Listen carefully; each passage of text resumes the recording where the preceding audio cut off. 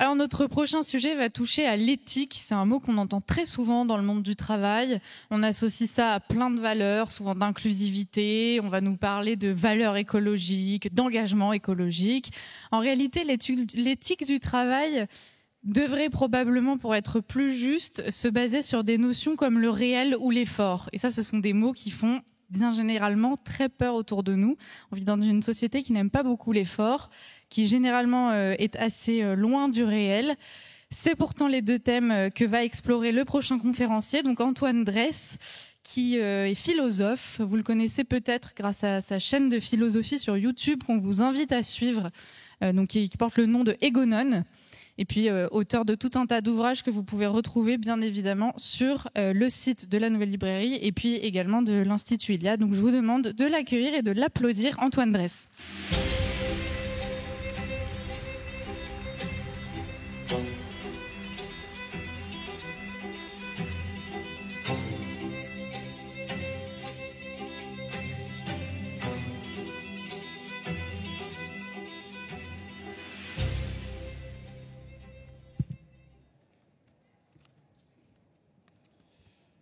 Merci Liselotte pour ces mots d'accueil.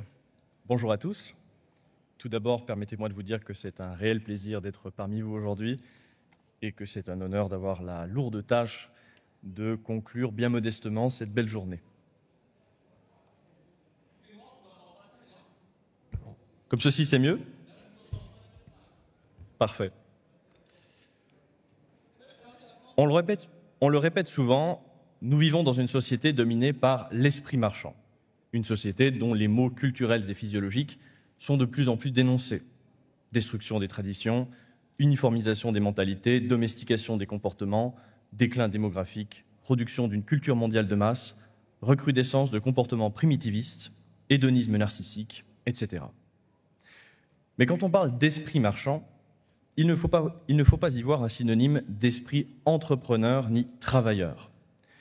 La société marchande est la société dans laquelle les valeurs marchandes, c'est-à-dire l'esprit de calcul, dominent. Or, si l'esprit de calcul a pu, à l'aube de la modernité, mettre l'Europe sur la voie de la puissance économique, c'est aujourd'hui la suprématie de ces mêmes valeurs marchandes qui la fragilisent. Des sociologues et des économistes, comme Werner Sombart ou Schumpeter par exemple, ont en effet montré en leur temps tout ce qui sépare la psychologie du bourgeois rentier de celle de l'entrepreneur dynamique. Or, c'est la première qui domine aujourd'hui les mentalités. L'esprit d'entreprendre des Européens a conduit au progrès technique et à un formidable accroissement de la productivité du travail, qui ont fait la richesse de notre continent à l'époque moderne.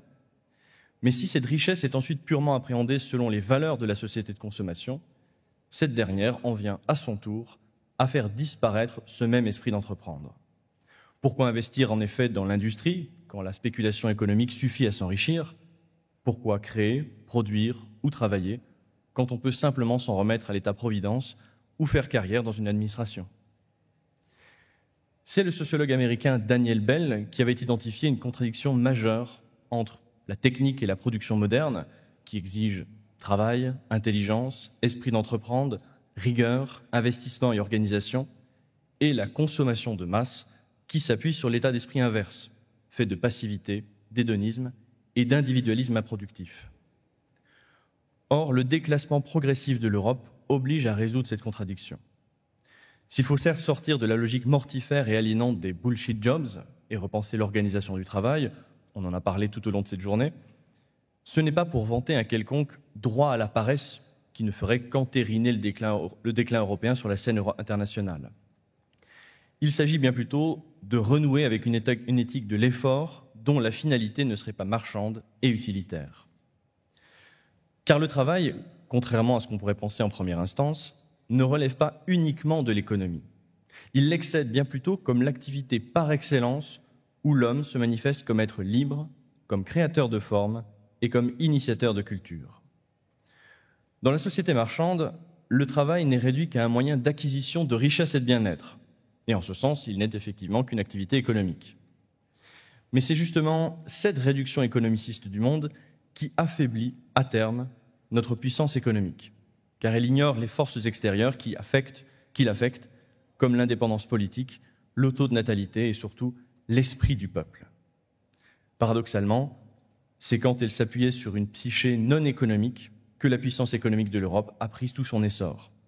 Cette dernière s'appuie en effet sur le sens aigu du sacrifice et de l'abnégation de religieux protestants, par exemple, sur le courage de navigateurs qui prirent sur eux d'explorer le globe, ou plus généralement sur la volonté de puissance qui animait les Européens de jadis. Mais quand le religieux, le conquérant ou l'aristocrate laisse sa place au type universel du prolétaire consommateur embourgeoisé, c'est tout l'édifice qui menace lentement de s'affaisser.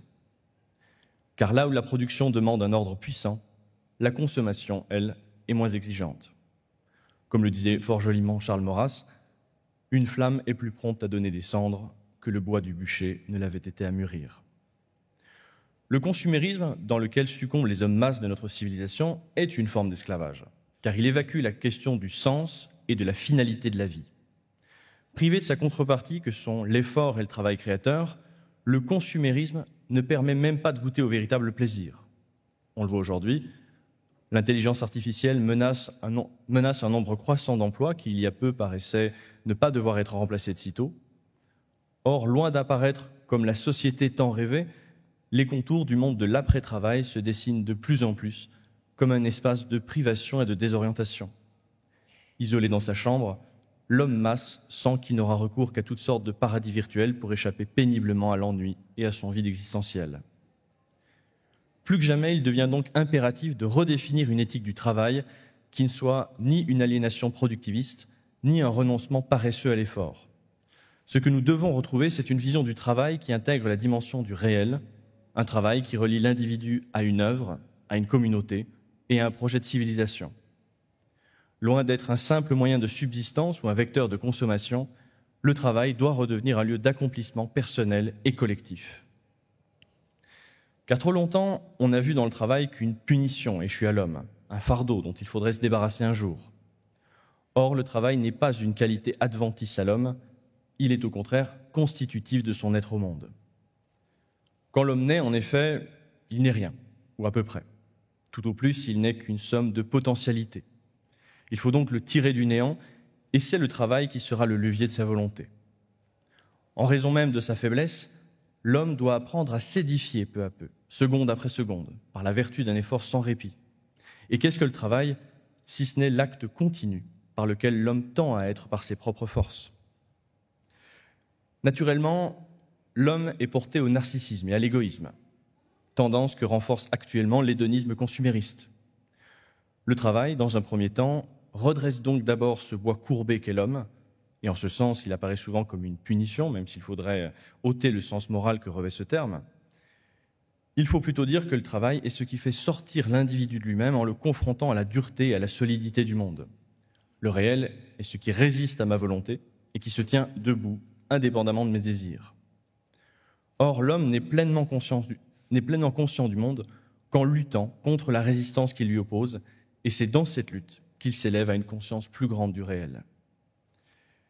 Mais cette dimension négative du travail n'est qu'une étape nécessaire au déploiement de son œuvre créatrice. La liberté est en effet le pouvoir d'être une cause, et dans certaines limites, la liberté de se refaire soi-même. À sa naissance, l'homme est encore à faire. Le travail est donc source ontogénique de liberté. C'est par l'effort qui vient de lui-même que l'homme se forme lui-même.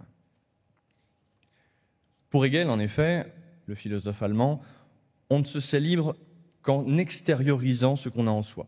Ce n'est pas dans l'introspection qu'on découvre sa liberté, mais dans l'extériorisation. C'est en recourant à la parole aujourd'hui, par exemple, en extériorisant ma pensée auprès de vous, que je prouve que je suis un sujet doté de conscience, mais que je m'éprouve comme tel. De même, quand je travaille, je façonne une matière qui m'est extérieure, je la mets en forme, que ce soit en assemblant des pièces d'un meuble, par exemple, ou en assemblant des caractères typographiques sur mon ordinateur pour faire naître le texte d'aujourd'hui. Le travail est donc l'activité par laquelle l'homme transforme la nature et, ce faisant, se transforme lui-même. Le travail libère donc l'homme, en ce sens qu'il est le moyen par lequel il peut mettre en forme une matière extérieure à sa conscience, qu'il peut ensuite reconnaître comme la sienne. À rebours de tout réductionnisme, il faut donc admettre que le travail n'est pas une simple nécessité économique, mais un processus de formation de l'individu. Avant d'être un moyen de subsistance, le travail est une médiation entre l'homme et la réalité. Le travail est une construction du monde qui donne un sens à l'existence. L'homme, en travaillant, transforme la nature, mais aussi se transforme lui-même dans l'extériorisation de son être. Mais il ne s'agit pas d'une activité purement individualiste. L'extériorisation de soi, produite par le travail, appelle ensuite la reconnaissance sociale, car il ne suffit pas de se reconnaître comme être libre dans sa création, il faut encore que d'autres nous reconnaissent comme tels. Et c'est cette reconnaissance qui donne une réalité sociale et morale à l'individu. C'est elle qui permet de dépasser une existence purement subjective et d'entrer dans un monde structuré où chacun a une place et une fonction. Le travail est donc doublement médiateur. Il fait la médiation entre l'homme et la réalité naturelle, mais aussi entre l'homme et la réalité sociale. La conséquence est donc double, elle aussi. Premièrement, un monde sans effort serait un monde sans liberté, où l'homme resterait prisonnier de ses instincts immédiats. Et seconde conséquence, un monde sans travail ne permettrait pas à l'homme d'exister aux yeux des autres et de participer à un ordre rationnel plus large. Encore une fois, le travail n'est donc pas une simple activité utilitaire, mais un processus d'éducation à la rationalité et à la discipline. Nous en sommes tous conscients, on en a parlé toute la journée, nous allons au-devant de graves bouleversements sociaux et économiques. Les métiers de jadis ont pour la plupart disparu, ou le travail se métamorphose tout au moins. Pour autant, rien ne serait plus néfaste au psychisme collectif que l'extension de l'inactivité dans la société. Tous les mots que j'ai cités au début de mon intervention seraient alors accrus, et ce qui reste d'énergie européenne serait brisé par l'isolement des individus dans leur sphère domestique et par la généralisation d'une mentalité de retraités avant l'heure. Si nous voulons inverser le cours de notre déclin et retrouver le chemin de la puissance, il faut donc que commence une nouvelle ère de travail. Un travail sans doute plus créatif et innovant que le travail mécanique et standardisé de l'ère industrielle, et un travail qui s'insère dans une vision collective et communautaire plutôt que dans la seule recherche de la richesse personnelle. Alors bien sûr, je le précise, la puissance n'est en rien incompatible avec la prospérité économique. La richesse, l'abondance, l'argent peuvent légitimement être considérés comme des éléments stimulants de l'esprit d'entreprendre. Mais ils ne doivent pas conduire à la domestication des hommes, ni constituer le point culminant de leur échelle de valeur.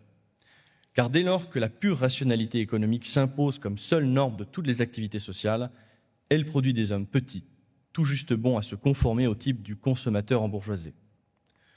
Comme le reconnaissait Spengler, les grandes époques culturelles connaissent une pluralité de motivations sociales, parmi lesquelles la richesse et la prospérité avaient leur part, mais elles n'obombraient pas le but transcendant de celles-ci. Que l'on pense aux bâtisseurs de cathédrales au Moyen-Âge, aux artisans de la Renaissance, tous avaient en commun une vision du travail comme quête de perfection et comme ancrage dans une tradition donnée. Il faut donc penser les évolutions matérielles et techniques que connaîtra notre monde, mais il faut aussi et surtout penser le type d'homme qui portera ces évolutions. Un matérialisme naïf veut faire croire en effet que les innovations techniques changent mécaniquement le monde dans un sens déterminé. Mais l'histoire montre que l'esprit des peuples qui en font l'usage est au moins tout aussi important. Au XVe siècle, par exemple, la marine chinoise était la plus puissante du monde, tant par le nombre de ses navires que par la modernité de ses technologies, et pourtant, la Chine décida de se priver de cette flotte, laissant ainsi aux Européens le soin de découvrir et de conquérir le monde à sa place.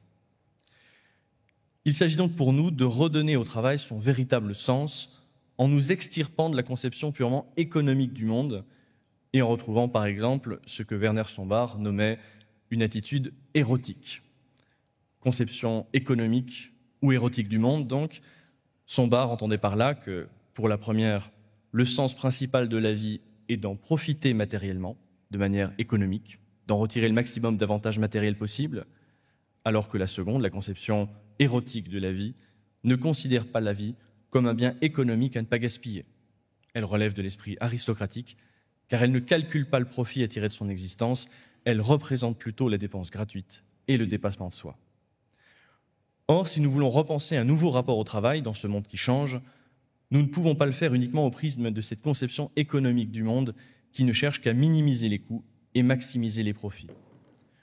Retrouver le sens de l'effort et du réel, c'est donc aussi retrouver l'attitude érotique face au travail, une attitude qui privilégie la passion, l'audace et l'excellence à la rentabilité et à la sécurité. Que dire de plus donc pour conclure cette longue journée, si ce n'est de nous remettre au travail. Merci pour votre écoute. Je vous remercie d'applaudir Antoine Dresse. Merci Antoine.